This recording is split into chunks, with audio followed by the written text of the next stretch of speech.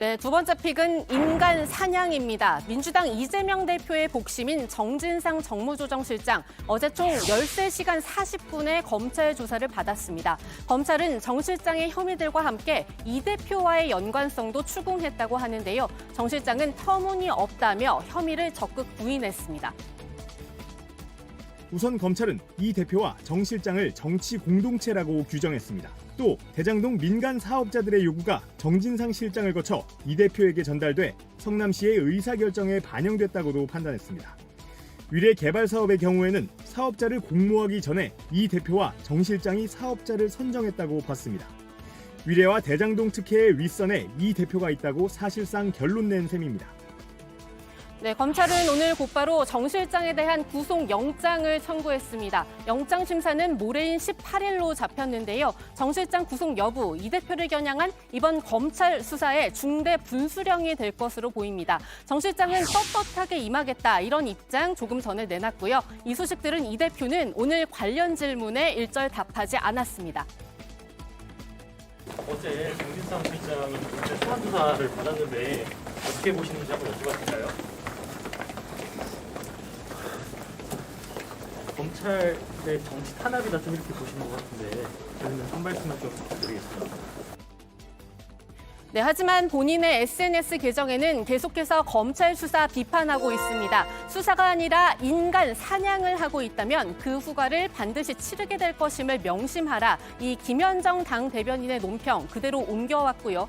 검찰이 1년 전 대장동 수익 700억 원, 세금 제외하고 428억 원이 유동규 전 본부장 몫이라고만 하는 데 대해서 최근 김용, 정진상 본인의 최측근까지 지목한 것을 두고서는 관련 기사 공유하면서 검사가 바뀐 게 전부다, 이렇게 적었습니다.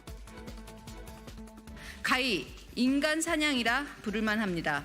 치밀하고 구체적이라 진실처럼 보이지만 사실은 검찰 수사가 허술하기 짝이 없는 일방적 진술에 기초하고 있다는 반증입니다. 검찰이 표적을 정해놓고 3인성으로 없는 죄를 만들어내고 있다는 뜻입니다. 그리고 민주당은 어제 오후 정책의원총회도 열었습니다. 이 자리에는 이번 검찰 수사에 대한 PPT 자료가 등장했다고 합니다. 금투세 같은 정책 논의하는 줄 알고 모인 의원들은 수사 대응책에 대한 설명까지 들어야 했는데요. 한 의원은 당의 의총 때마다 이 대표 변론 전략을 브리핑하고 있다, 이렇게 볼멘 소리를 했습니다. 민주당이 이 대표와 우리로 묶이는 모습 부적절하다는 비판도 나오고 있는데요. 당내 대표적인 쓴소리파죠.